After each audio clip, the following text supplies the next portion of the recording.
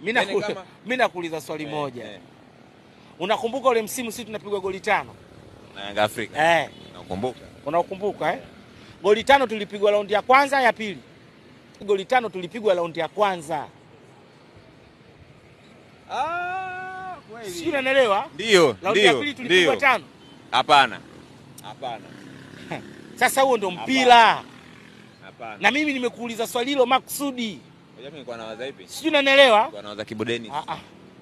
Dodoma Jiji msimu wa 2025, si ndio? Raundi ya kwanza sisi tumemfunga goli 1, raundi ya pili tumempiga chuma 6. Tumempiga na kocha huyu Meki. Tulinunua.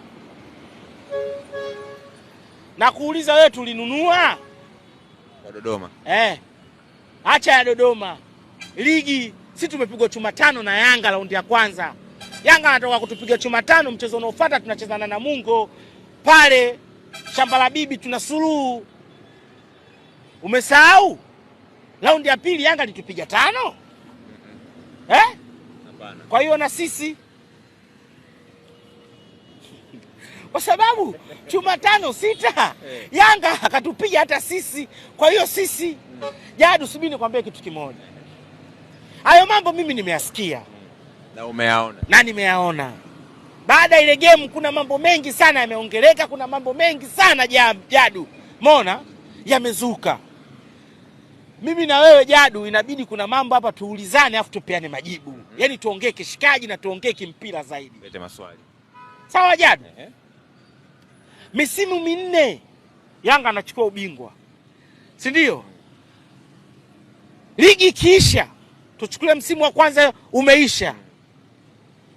Hakuna hata msimu mmoja, uwe wa kwanza, wa pili au wa tatu, Yanga akachukua ubingwa. Simba sisi tumekubali Yanga akachukua kihalali. Ni kweli au uongo? Naisikia sana hiyo. Kweli. Ni kweli. Safi sana Jadu.